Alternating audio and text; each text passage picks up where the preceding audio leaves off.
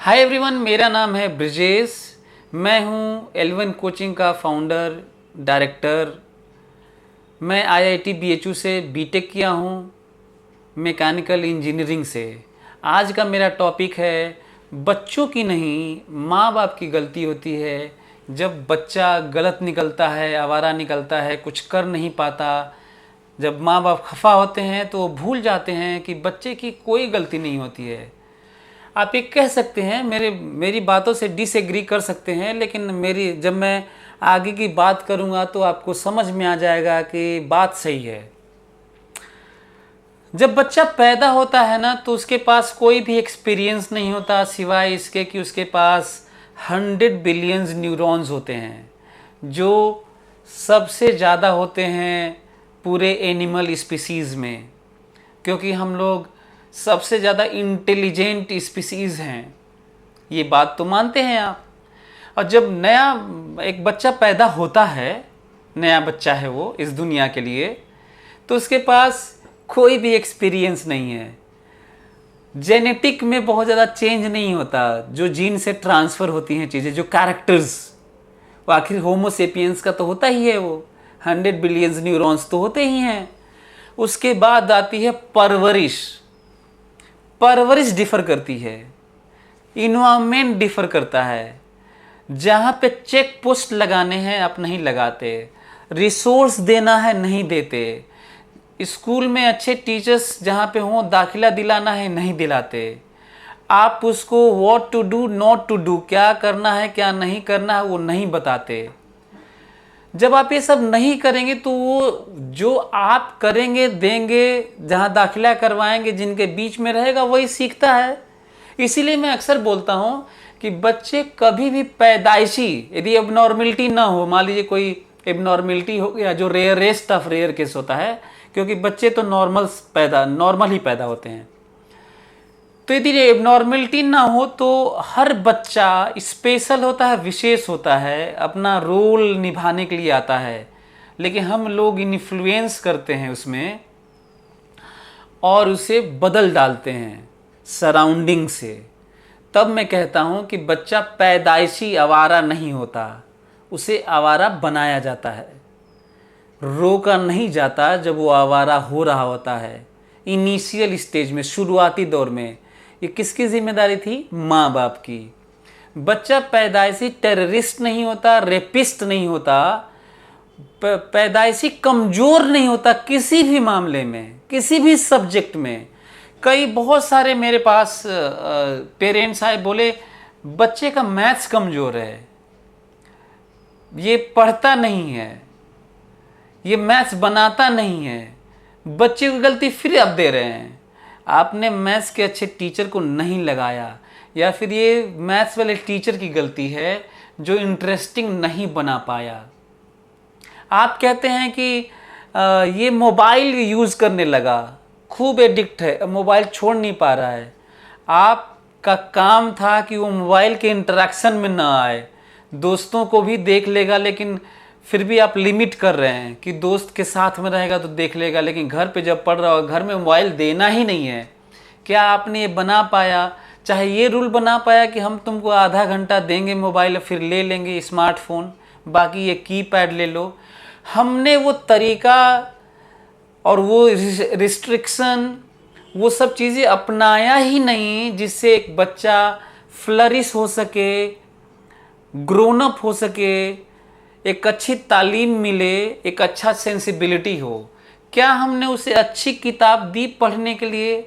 APJ Abdul Kalam की indomitable spirit, wings of fire, क्या दे के हमने कहा कि क्या उनकी जर्नी जानते हो? चलो पढ़ के बताओ कि अभी APJ अब्दुल कलाम की जर्नी कैसी थी। क्या हमने गांधी की आत्मकथा experiment with my truth, my experiment with truth, क्या आपने दी? बच्चों के लिए हमने कुछ भी, कहा जाता है कि रीडिंग हैबिट बहुत ज़रूरी है, बच्चे पढ़ना छोड़ दिए, इतना ज़्यादा डिपेंडेंट हो गए हैं टीचर पे वो, कि बच्चे पढ़ना छोड़ दिए, कोर्स तक की किताबें नहीं पढ़ रहे हैं, बाकी एथिकल मोरल वैल्यू वाली किताबें तो छोड़िए। क्या हमारे समाज की, हम जैसे माँ बाप की किसी की भी जो अपने बच्चे को सोच रहे हैं, लेकिन क्या रियली में बच्चे के लिए जो जो ज़रूरतें हैं वो हमने किया। बच्चा तो कुछ नहीं जानता था, जब बच्चा पैदा हुआ था उसे तो कुछ नहीं पता था। एक और एग्जांपल लेता हूँ इसके थ्रू। मैं कहता हूँ कि हर बच्चे को क ख ग घ सिखाया, कितना कठिन था सीखना।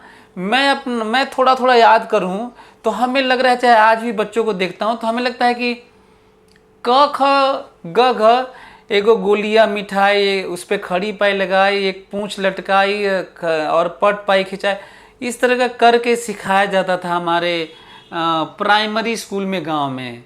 बड़ा मुश्किल था क लिखना शुरुआत में, हमें याद है मैं छोटा था। ABCD कितनी कठिन थी। फिर लिखते लिखते हमने लैंग्वेज लिखना सीख गया, बोलना सीख गए। आपको पता है कि 2 पैर पे चलना कितना कठिन था, बैलेंस करना। अब छोटा बच्चा होगा ऐसे ऐसे करके गिर जाता है शुरू में, फिर 4 पैर पे खींच लेता है, बकैया पहिया जो भी बोलते हैं। वो बैलेंस कितना कठिन था, वो मैजिकल है, वो सर्कस है। हम लोगों को सर्कस 2 पैर पे चलते हुए लोग सर्कस करते हुए इसलिए नहीं लगते क्योंकि सब चलते हैं, सभी 4 पैर पे चल रहे होते हैं ना, तो एक 2 पैर पे चलने वाला इंसान कोई हमें सर्कस से कम नहीं लगता, एडवेंचरस लगता। लेकिन हमने क्या किया, हमने वो काम किया जो सबके लिए कॉमन होता चला गया। हमने लैंग्वेज ईजाद किया, जिससे मैं अपने लैंग्वेज के थ्रू आपको बता पा रहा हूँ। हमने लेटर्स बनाए, लिख पा रहे हैं। आपके पास चीज़ें आती होंगी, पढ़ते होंगे। हम साइकिल चलाना सीख गए, कितना मुश्किल था। बिना गिरे कोई आज तक दुनिया में साइकिल नहीं चला पाया। और आज आदमी कितना तेज भाग के साइकिल ऐसे ऐसे मोड़ के चला लेता है, जबकि शुरुआत में स्लो कैसे भी चलाना कितना मुश्किल था, गिर जाता था। पर वो गिरते हुए पहली बार जब गिरा तो इरिटेट हुआ। लोग सिखाते समय कहते हैं कि जिधर गिरने लगना, ट्रेनर कैसा बोलता है, जिधर गिरने लगना उधर थोड़ा सा हैंडल मोड़ना। क्या आपको लगता है इतना सफिशिएंट है? इतना सफिशिएंट नहीं है। हाँ, इन्फॉर्मेशन अच्छी है। वो हमें याद है जब मैं गिरने लगा तो फिर मैं उधर मोड़ा, पर इतना ज़्यादा या कम मोड़ दिया होगा कि फिर गिर गया, इरिटेट हुआ। अगली बार फिर बोला और वो इरिटेट हुआ जो सिखा रहा था कि तुम मोड़े नहीं ठीक से, फिर गिर गए, तुम ध्यान नहीं दिए।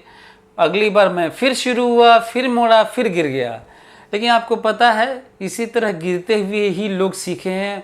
रिकॉर्ड है कि बिना गिरे आज तक कोई साइकिल नहीं सीखा है। अब क्वेश्चन ये उठता है कि वो क्या था जो गिर रहे थे और बताने के बावजूद भी गिर रहे थे। वो ये है, इसे ट्रेनिंग बोलते हैं, इसे प्रैक्टिस बोलते हैं, इसे जिद बोलते हैं, इसे कॉन्टिन्यूटी बोलते हैं, कॉन्टिन्यूअस एफर्ट बोलते हैं, इसे डेडिकेशन बोलते हैं। तब ये सीखा जाता है और हर बच्चा हमको लग रहा है सीख रहा होगा साइकिल।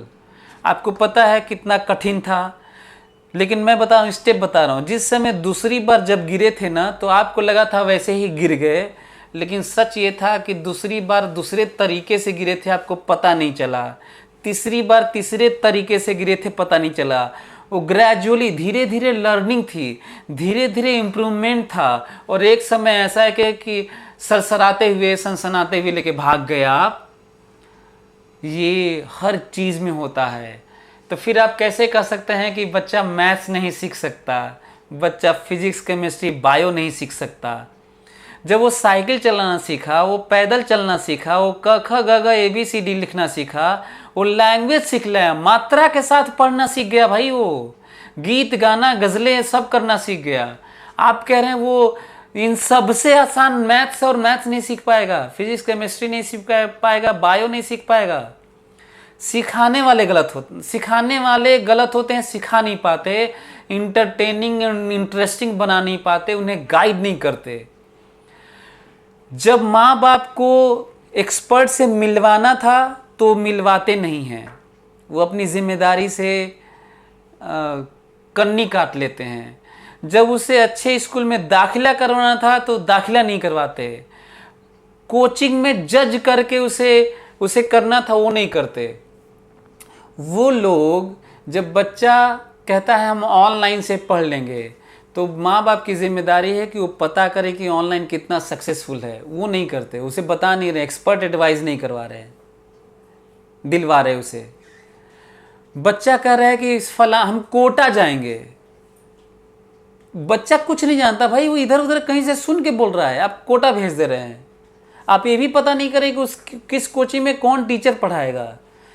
मैं बता रहा हूँ, माँ बाप लगातार गलतियों पे गलतियाँ करते जा रहे हैं और बच्चे को दोष बाद में देने लगते हैं कि ये नहीं किया, वो नहीं किया, वो नहीं किया, गधा है, ये है। 3 साल तैयारी करते हो गया, 4 साल तैयारी करते हो गया। बच्चा तो खाली था ना शुरुआत से।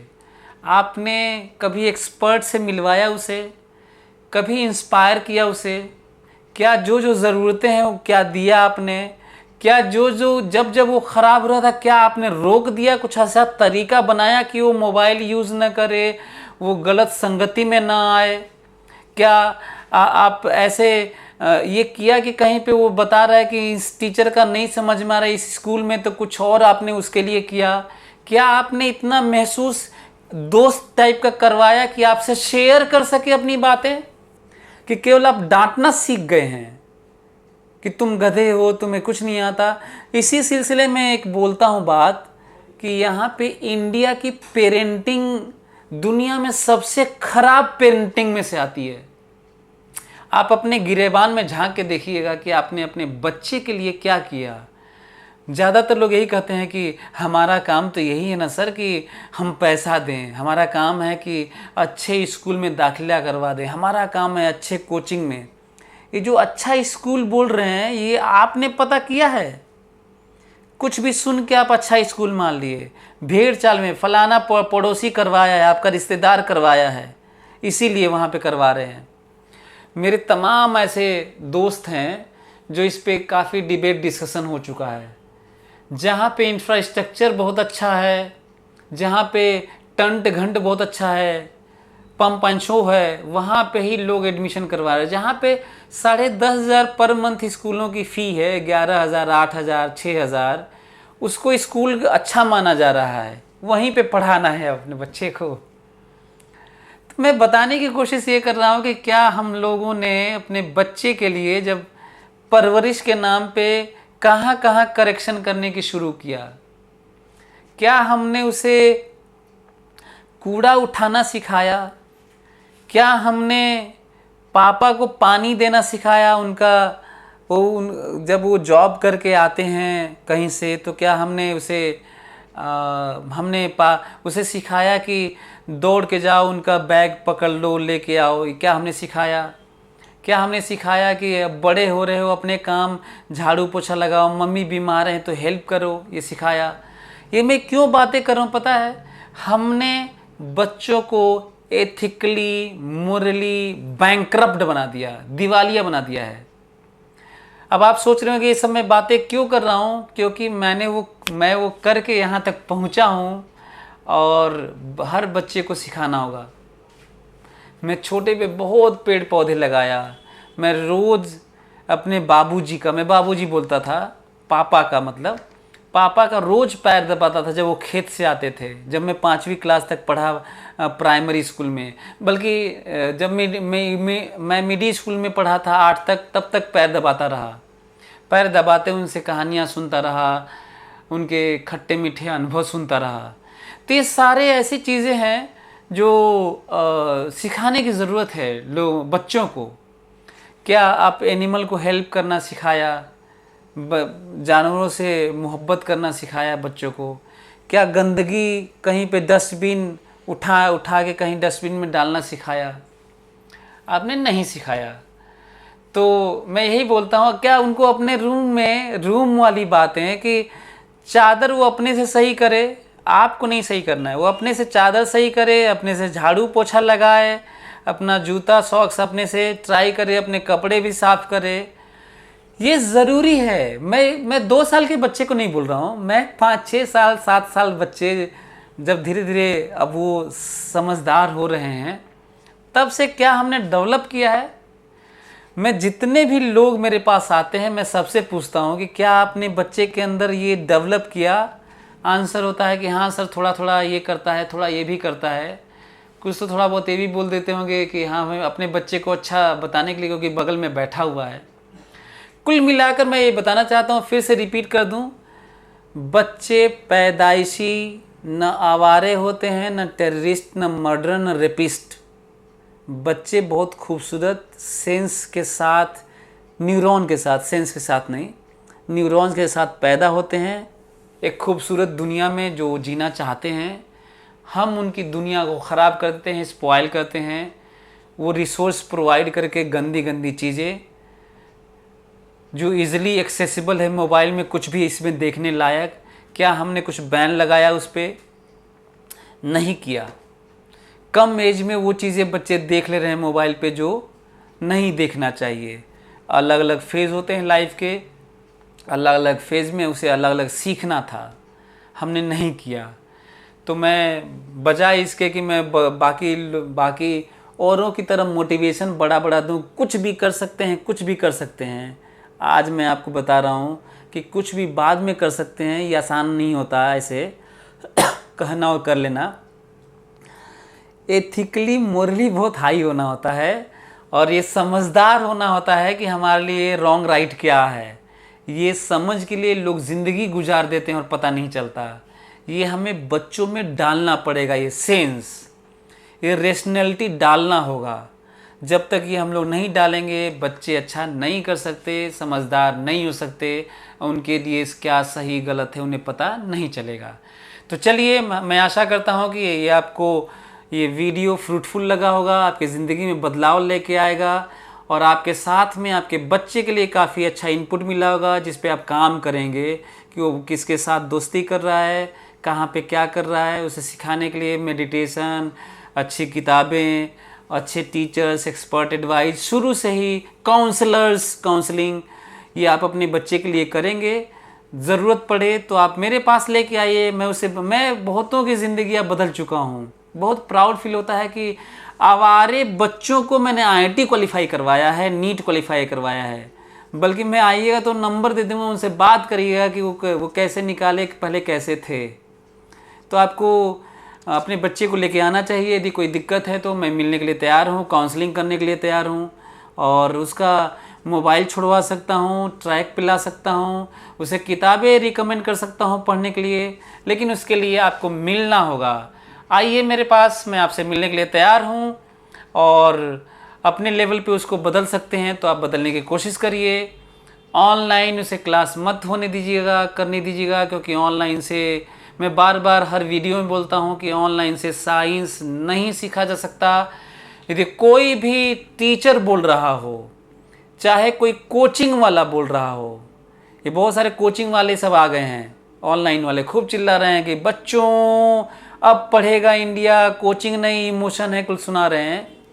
सब अपना बिजनेस खड़ा कर रहे हैं, खूब हजारों करोड़पति हो गए सब, और उनकी मत सुनिए, वो सब व्यवसाय कर रहे हैं। आप मेरे पास आइए, मैं बताता हूँ कि किस तरह से वो ड्रामा कर रहे हैं, स्टेज पर जाके ऑडियंस के बीच से किसी को उठा कर आकर रुलवा दे रहे हैं, गले लगा ले रहे हैं, ताकि उनका ऑनलाइन ज्वाइन करें। दुनिया में इंटरनेशनल लेवल पे सर्वेज आ चुके हैं, ऑनलाइन से साइंस तो नहीं सीखा जा सकता। तो इन बातों का ख्याल रखते हुए बच्चों को ऑनलाइन बैन करें, और नहीं तो आपका बच्चा असफल ही होगा। मोबाइल से तो, यदि मोबाइल यूज़ कर रहा है, एडिक्ट हो चुका है, उसे छुड़वाना होगा ऑनलाइन, नहीं तो बच्चा सफल नहीं होगा। तो मैं आशा करता हूँ कि आप अपने बच्चे के लिए अच्छा सोचेंगे। ज़रूरत पड़ने पे आप ज़रूर मिलेंगे मेरे से। Wish you all the best.